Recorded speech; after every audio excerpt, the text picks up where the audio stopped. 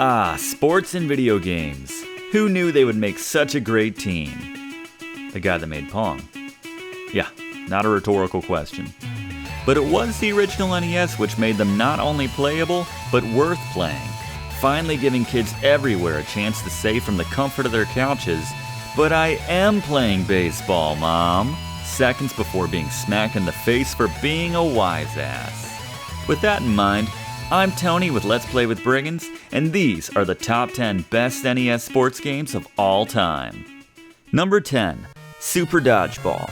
A great soundtrack paired with as perfect a migration of a sport to a video game console as you'll find. We begin our list at number 10 with Super Dodgeball. The main modes of the game are plain and simple 6 vs 6 dodgeball with 3 active and 3 support players rounding out each nation's team. You can either play single player as the American team, fighting through the designated random assortment of the world's nations, which inexplicably starts with the all-star team who are somehow the easiest, all the way up to the championship. Or you can play against a friend and choose your respective teams. There's also a fun beanball mode, where it just seems like a bunch of the Team America guys got together in a parking lot after work one day and beat the hell out of each other with dodgeballs just for fun. This mode proves just as fun as the main campaign and is available in 2 players, so it's a nice alternative to taking each other on in a standard dodgeball mode. Each player has their own special unique throw, both on the ground and when throwing in the air, which makes the ball react in various and sometimes unpredictable ways. And while you can't go wrong with Sam's pure speedball, what? It's fun to try playing as each team and test out each character's special moveset as they put at least a couple dozen in. Technos is the developer, and it has that trademark Technos character animation with huge heads and small bodies that we see in Nintendo World Cup and River City Ransom. The individual level themes for each country do a nice job at matching each one musically, and there are some great tracks on the soundtrack, the All-Star Team being my favorite. The addition of a co-op campaign mode would really have made this game great, but it still stands as a unique and memorable NES title regardless, and one which I would love to see on a modern generation console in some capacity someday. Number 9, TagTeam Wrestling. A lot of people overlook TagTeam Wrestling when it comes to the wrestling titles for the NES, but it gets my vote as the best. I think it may be the oldest wrestling game for the console, but its charm comes in its simplicity. I assume this is where the whole Strong Bad thing came from, the name of the titular character in those internet videos from back in the day. The Strong Bads and the Ricky Fighters were the 2 randomly and seemingly poorly translated names for the good and bad wrestling teams, respectively, that you could choose from. It's a pretty simple game, but a lot of its fun comes from its simplicity. The goal is to beat up the other guy and get their health as close to 0 as possible before pinning them, not to mention before they escape to the corner to tag their partner. That's what made this game unique. The ability to tag in your teammate, whether it was player 2 or you playing as a fresh dude, to get them in with a fresh set of health, ready to flip the tables on your hopefully weakened opponent before they could get to their partner to tag. The neat thing was that your teammates slowly regained health when they weren't being used, so you could outlast your opponent that way if you did it effectively enough. Different moves were easy enough to toggle through and select once you had someone in a grab, and the more spectacular and damaging moves required faster reflexes to get to, but they were very satisfying if you were able to get them off. If you hit a guy too close to the side of the ring, you'd both be flung out where you could generally smack them in the head with a waiting chair, or, even better, pull off the wonderfully satisfying and equally cheap move of knocking them down just before the 20-second out-of-the-ring time limit was up, returning safely to the ring yourself before time expired for an instant win. This was a nice move to heavily lean on in the later matches when your opponents became more and more difficult to pin through conventional means. The further you went through the game, the bigger the digital trophies got as you got closer and closer to the final championship, which always provided a ton of incentive for me to keep playing and see how far I could get. Number 8, Tecmo Super Bowl. With respect to 10-yard fight, when you want some basic pick-up and play football, look no further than Tecmo Super Bowl for the NES. Note that I'm putting Tecmo Super Bowl over Tecmo Bowl as it's basically the same game, just a slightly updated and superior version with twice the amount of plays to choose from. That's right, 8 plays this time, the ability to call timeouts, and twice the amount of images and shortcut scenes that the original had. The game was a big deal at the time because it was one of the first games to have accurate and up-to-date NFL rosters for every single team, and even used the 1991 NFL schedule. Going one step further, the game was realistic in its treatment of each player and that the most skilled players at the time had the best stats. A lot of kids have either fond memories or terrible, terrible nightmares of seeing Bo Jackson leave his defenders in the dust as he went for 6 time and time again. This is a good time to mention that Tecmo Super Bowl was also a great multiplayer game, and the source of a lot of broken friendships. And despite all the feature updates, as I mentioned in opening, the game is still incredibly simple to pick up and play. There were just a handful of plays, either run or pass, plus special teams, and switching between players to pass to as the quarterback was quick and responsive. What's also notable about Tecmo Super Bowl is it remains one of the few NES-era games which enjoys relevance today for new generations of gaming fans.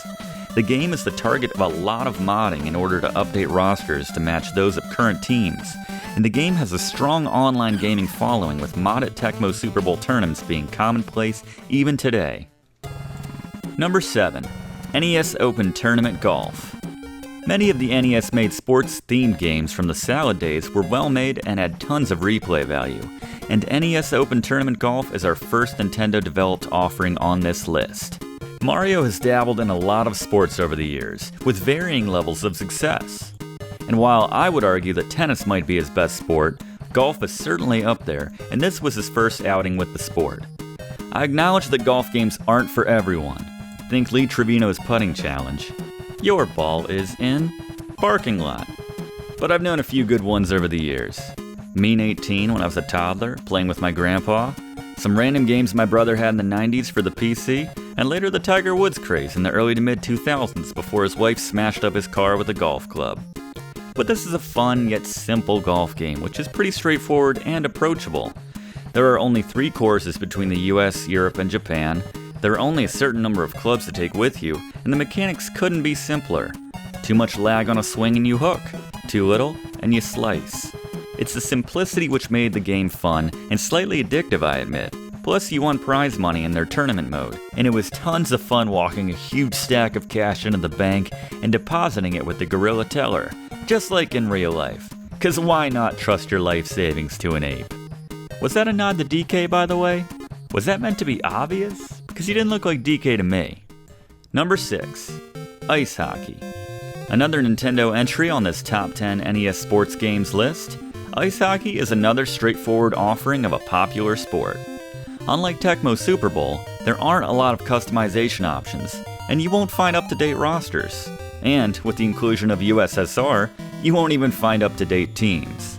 Instead, you make your team of 4 players up using 3 types of players: fat, medium, and skinny. Each type has their own obvious strengths and weaknesses. Fat guys have a huge, Happy Gilmore-like shot and can throw their weight around to win skirmishes on the ice and claim the puck, but the trade-off is they're super slow. Medium guys are balanced and have a decent shot in terms of velocity and decent weight to throw around in a fight. Plus, they're a bit faster than the heavy guys. And the skinny guys, as you'd expect, are super quick, but don't put a lot of mustard, to use a hockey term, on the puck. Everything in this game is fun and cartoony, from the players to the music to everyone's favorite part, the cute little Zamboni which comes out after the second period. The gameplay isn't really precise. In fact, it's a miracle if anyone on the team ever tallies an assist, not that the game would even keep track of it. There isn't much strategy involved. Instead, it's more just to drive the puck ahead with one player and try not to get mobbed on the way. Plus, when tensions boil over, there is the occasional brawl, which is always fun. It's always fun to side challenge yourself to get as many of your players in the box at once as possible. The one common point which anyone who doesn't appreciate this game complains about is that the D-pad controls both your current skater as well as the goalie at the same time. You can give up some really bad goals simply by forgetting to turn your attention to the goalie when the other team is in scoring position. But really, that juggling just adds to the challenge of the game. It's great 1 versus 1 or against the computer, and the games are so short that you can fit one in whenever you have some downtime, and the gameplay keeps it from ever getting stale. The AI is even pretty good for an early NES game, making it difficult to run up the score or even dominate your computer opponent. You can keep your NHL 1X or whatever year it is. I'll take NES Ice Hockey every damn time. But seriously, check out my Let's Play of NHL 19 featuring my custom skater, Shooty McPuck, as he quests for the cup. Link in the description. Number 5. Skate or Die. Skate or Die always had an especially kind of cool rep as a kid. Released just as skateboarding was really taking on in popular culture, Skate or Die plays on the extreme and ridiculous nature of extreme sports, even if it's just skateboarding. In it, you and a friend, and as an aside, this is another game which is infinitely more fun with at least one more person, compete in 5 different skateboarding themed events: pipe freestyle, vertical height challenge, intercity obstacle dodging / enemy kicking, downhill skating, and everyone's favorite in the pool joust. You can take on events individually, or you can enter to compete in all 5. Through registering a player by their name, you could add infinite friends to compete against to see who could get the best score in each event. The freestyle, jam, and pool joust were easily the highlights. The latter involved just that: 2 skaters trying to knock each other off their skateboards and onto the hard concrete of an empty swimming pool via jousting sticks, a la American Gladiators. It was as awesome and ridiculous as it sounds. The developers put out a vastly different and underwhelming sequel under the same name years later, trying to introduce a lame narrative while keeping a couple of the familiar characters from the first game, but it just didn't land. Why they decided to fix what was never broken, I will never know, but the original still stands as one of the NES's more memorable titles, sports or otherwise. Number 4. Baseball Simulator 1000. In what is likely the most controversial entry on this list, Baseball Simulator 1000 comes in at number 4 on the list of the 10 best NES sports games of all time. For my money, it's easily the best baseball game because it offers players 2 ways to enjoy video game baseball. For the purists, it's a straight-ahead and well-designed baseball game. The pitcher pitches from the top of the screen down to the batter in the conventional batter box positioning. The controls are tight and responsive, and it features MLB teams. For the thrill seekers out there, Baseball Simulator 1000 offers a novel tweak on the standard baseball video game model by offering dozens of point-consuming super moves. These moves exist in all phases of the game: batting, pitching, and fielding, and it's ridiculously fun. As an example, on offense you can dial up a tremor hit, which freezes all players on the field for a few seconds once it touches ground. There are special hits which make it near impossible for the fielder to catch the ball, even with perfect positioning. Of course, the move is only good if you make solid contact, otherwise it's a waste of points. Pitchers have a number of interesting pitches which are near impossible to hit, from balls which stop and freeze for a second on command, to fireballs which break the batter's bat. The outfield moves are the most difficult to pull off and effectively use, but potentially are the most amazing. If you could pull off a rocket jump in the outfield at the wall to come down with what would otherwise be a home run, you are a made man among your friends. And because the points are finite, each player has to be economical with their points and use them sparingly when they need them most, either on offense or defense. This adds an additional layer of strategy to an already incredibly competitive game. And best of all, the customization options are all there, so you can edit an existing team from scratch, changing players' names, stats, and special moves on both sides of the ball. When it comes down to it, I see this as a basic baseball game, which would already be the equal to any of the roughly dozen baseball games available on the system with MLB teams, season, and pennant race modes, but with the added bonus of a completely different and superior way to play it if you want. Number 3. Rad Racer. With just Nintendo-made sports games from here on out, at number 3 we have Rad Racer, Nintendo's answer to Outrun. Or was it the other way around? Well, Rad Racer is a wonderfully straightforward racing game with everything it needs to lodge number 3 overall. An excellent soundtrack. Note that it's only 3 tracks, but at least 2 of them are that good. Tight yet simple controls and handling, and sleek, for its time, graphics. The player races against a counting down clock in 8 exotic locales, needing to hit checkpoints before time expires to reach the end. To make things difficult are increasingly twisty roads and obstacles on the sides, which will flip your ride and drop your speed to 0, as well as a variety of other motorists who increasingly seem to exist solely to move you to curse out your television and toss your controller. There's a ton of replay value in this game, and while it's easy to pick up and play and beat the first couple of levels, Later on, you need to have near flawless runs to complete this game. They released a sequel to Rad Racer a few years later, which didn't really improve on anything, but really there was nothing to pick apart in the first place. The original stands on its own as being one of the best straightforward racers ever made. Now before I move on, let me end this section by giving a big fuck you to Lucas for even suggesting that the barely operational Power Glove can be used effectively for Rad Racer, or any other game for that matter. Number 2. Excitebike. Motocross doesn't seem to me the most obvious sport to base an NES launch title around, but nothing was obvious in the relatively unmolded world of game development in the mid-80s.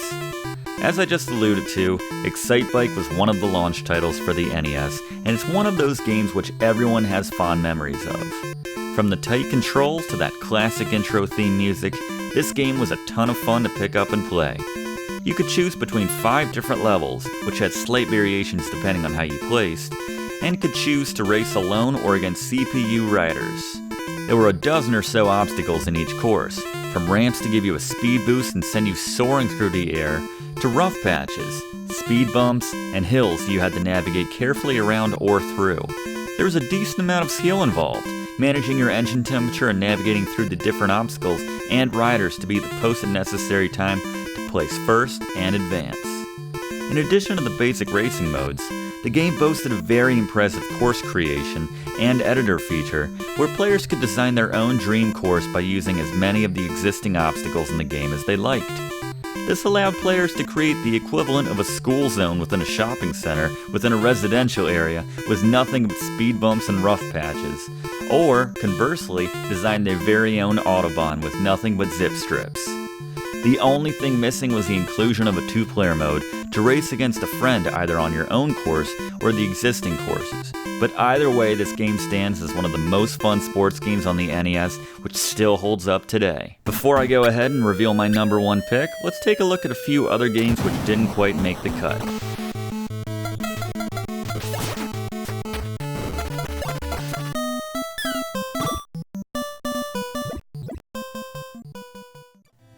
Number 1. Punch-Out! Topping this list of the top 10 best NES sports games of all time, Punch-Out created a feeling that honestly no other game on the NES could match. You play as the ultimate, really shouldn't be allowed to box against 99% of his competition underdog, Little Mac. Like seriously, some of his opponents have 300 pounds on him. How the hell did referee Mario allow that? Like most of the games on this list, the controls were simple yet effective. B was left jab, A was right jab. Holding up while you did it aimed for the face instead of the gut, and you could dodge with left and right. If you hit your opponent at just the right time, you'd earn an uppercut which you could use on demand, sometimes to knock down an opponent when used at key moments. The uppercut could be used effectively to sometimes even knock out an opponent altogether. The only aspect of the controls which was a bit rough, and they fixed in the follow-up for the SNES, was ducking. You had to double tap down on the D-pad to duck, which was difficult enough when you didn't need to deliver it at just the right time. Thankfully, you only had to pull it out to defend against 1 or 2 moves, and otherwise you likely never used it, unless you wanted to show an utter and palpable disdain for your opponent's abilities. 30 plus years after its release, hooking this game up to your 60-inch television with surround sound still has the capacity to deliver an arcade-like jolt of excitement within you every time you knock out your opponent or pull out a dramatic finish, knocking down your opponent the 3rd time after they've had you against the ropes. It's one of the few games for the NES which made you feel like you were in that ring opposite your opponent, and it stands as one of the best games for the NES, sports or otherwise. Alright, there you have it, my picks for the top 10 best NES sports games of all time. Why not let me know exactly how wrong I am in the comments section below?